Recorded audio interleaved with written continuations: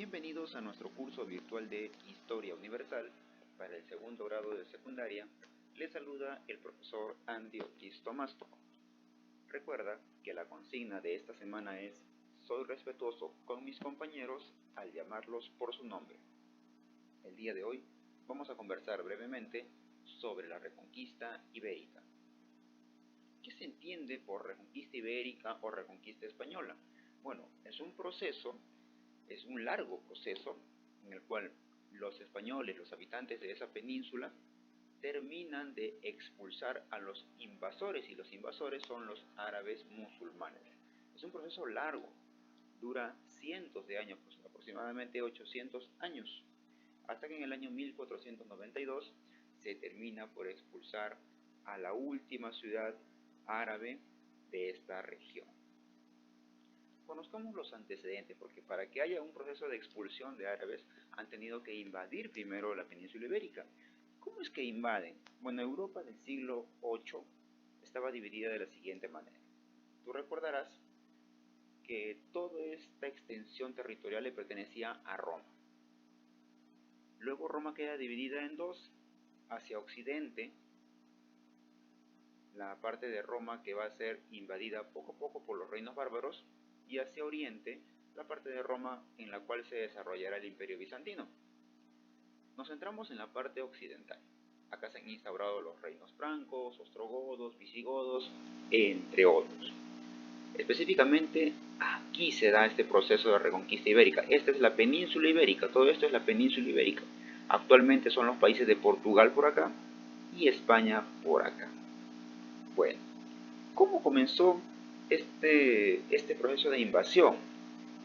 Los nobles del reino visigodo, la aristocracia, la clase alta, no miraban con buenos ojos al rey visigodo. Por lo tanto, quisieron derrocarlo, quisieron sacarlo del poder, y para eso van a contratar a militares y soldados musulmanes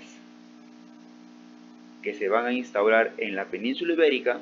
Como vemos acá al lado derecho, los musulmanes van a enfrentar al ejército del rey visigodo, lo van a derrotar y va a salir del poder. Es decir, en el año 711 que ocurre esto, los nobles han contratado a los musulmanes para que saquen a su rey del poder, y lo logran, lo consiguen. Pero los musulmanes no tienen ninguna intención de retirarse de la península ibérica. Luego de la batalla de Guadalete, los musulmanes han vencido a los visigodos y se han instaurado en la península ibérica y no van a regresar a su lugar de origen, van a quedarse allí. Entonces, ¿cómo se desarrolló esta civilización musulmana? Bueno, en una primera instancia, todo fue un emirato, a lo que se le conoce como el Emirato de Al-Andalus, por ejemplo, ¿no?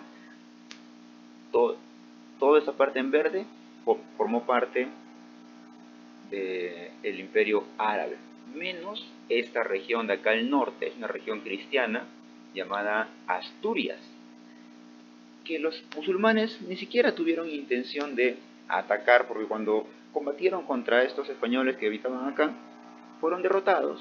La zona no era muy buena para el terreno agrícola, no le brindaban ningún beneficio a los árabes. Por lo tanto, no se preocuparon en conquistarlo. Bueno, penoso para ellos, porque de Asturias comenzará todo el proceso de reconquista para expulsar a los árabes que se han instaurado acá. Y hacia el noreste, que también estaban queriendo avanzar los árabes, fueron derrotados por el Imperio Carolingio y fueron limitados, no pudieron avanzar más. Se establecieron en toda esta zona hasta el año 756 más o menos, ¿no? A partir de esa época se va a convertir en un emirato independiente. Estamos hablando del Emirato de Córdoba. Y acá pues tenemos a una figura importante que es el emir Abderramán, quien consigue que este Emirato de Córdoba sea independiente de los demás. Logra algunas victorias importantes contra Carlomagno, logra vencer a Carlomagno y embellece la ciudad con un estilo bastante clásico, tipo musulmán, ya no tipo europeo, tipo romano, ni tipo bárbaro, ¿no? Mientras que Asturias empieza a ganar cada vez más terreno. Posteriormente, ese califato de Córdoba se ve reducido en tamaño, porque están surgiendo nuevos reinos. Si bien es cierto, dentro del califato de Córdoba se está dando el apogeo cultural, el apogeo militar, se está preocupando por eso, pero están descuidando sus fronteras, porque los reinos de Asturias, el reino de Asturias, ha dado paso al surgimiento del reino de León y el reino de Navarra, y están expandiéndose militarmente, están haciendo retroceder a los árabes. Claro, no podemos entender como que los árabes fueran pues un pueblo agresivo, no, al contrario, los españoles, los pobladores de la península ibérica, socializaron muy bien con los árabes, hubo un gran proceso de mestizaje, intercambiaron culturas, hubo familias que se unían, ¿no?, entre árabes y españoles cristianos, musulmanes y cristianos.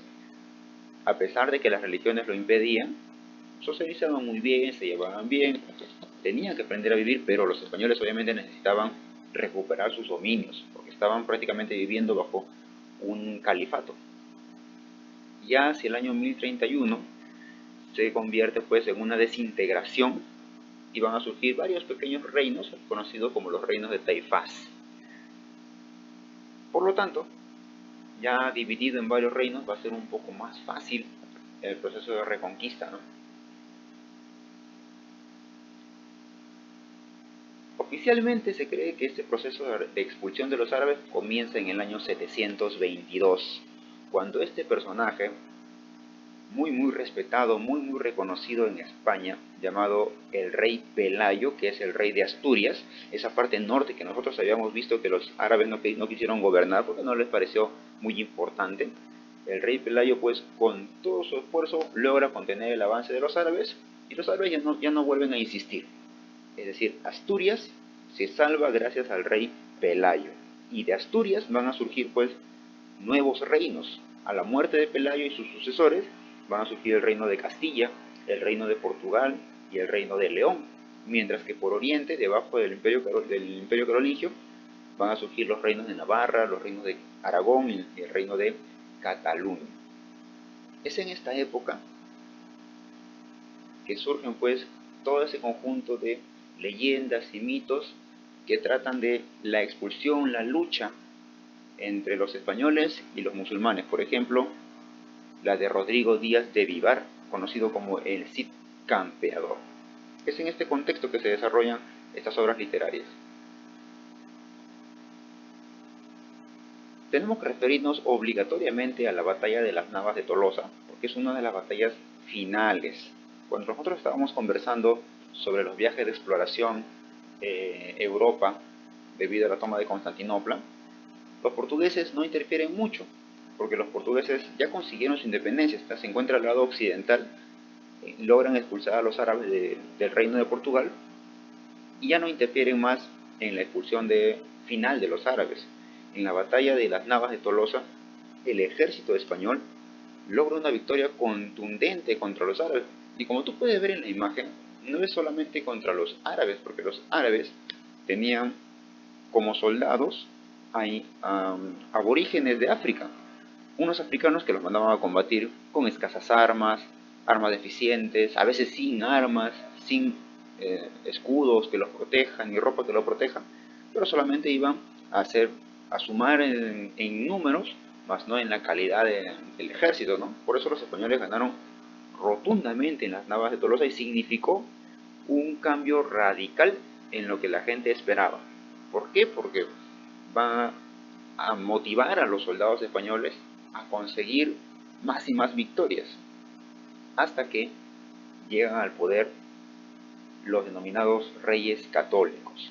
Por un lado, tenemos al rey Fernando del reino de Aragón y a la reina Isabel del reino de Castilla. Ambos, de manera estratégica, logran una alianza matrimonial y al unir sus reinos, unen también sus ejércitos, unen su economía, unen sus costumbres. Por lo tanto, empieza una época ya final para terminar la expulsión de los árabes. En este contexto surge la imagen de este fraile llamado Tomás de Torquemada.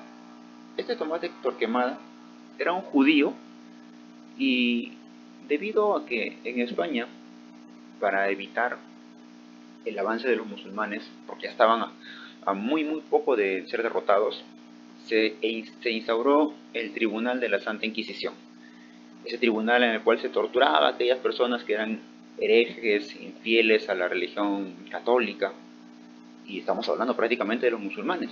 Pero Tomás de Torquemada era un judío, ni siquiera era cristiano, pero como él sabía que si lo descubrían como judío, lo iban a someter al Tribunal de la Santa Inquisición. Por lo tanto, se hace pasar como católico y es un ferviente católico, devoto a más no poder de los católicos, que empieza a traicionar a todos sus amigos, que eran judíos, musulmanes, porque entre los religiosos se conocen, tienen un tipo de pacto, que no hay agresión, y los empieza a traicionar, los empieza a delatar, y empieza pues a someterlos a este Tribunal de la Santa Inquisición, donde son sumamente torturados, ¿no? Tomás de Torquemada fue prácticamente un traidor para los musulmanes y los judíos que eran amigos de él.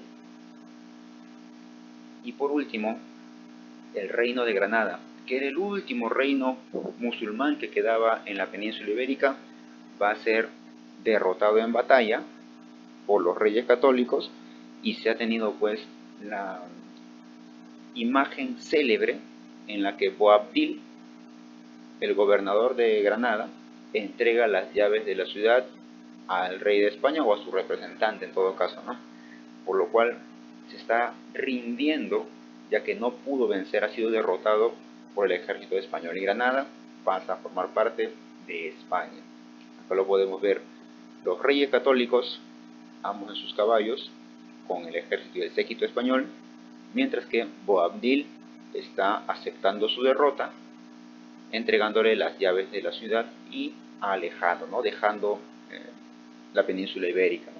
Y acá surge también una frase célebre, porque según las tradiciones populares, Boabdil luego de esto se refugia pues con su familia, va donde su madre y empieza a llorar desconsoladamente porque ha perdido la guerra y ha sido expulsado pues de lo que era suyo, ¿no?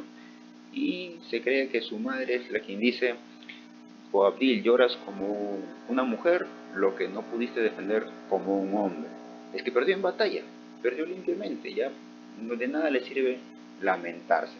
Con la entrega de Granada, que era el último reino que quedaba en la península ibérica de los árabes, España y la península ibérica ha sido reconquistada.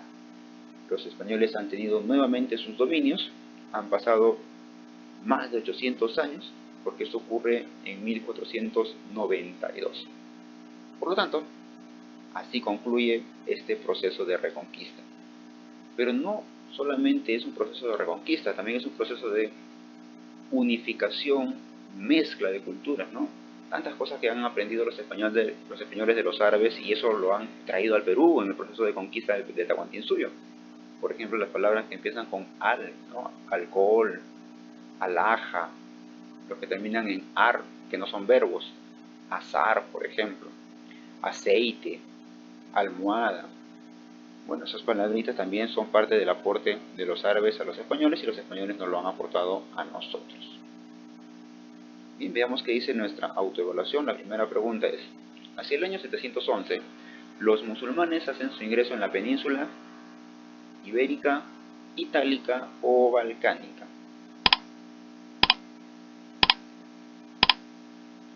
Obviamente, tanto España como Portugal se encuentran en la península ibérica.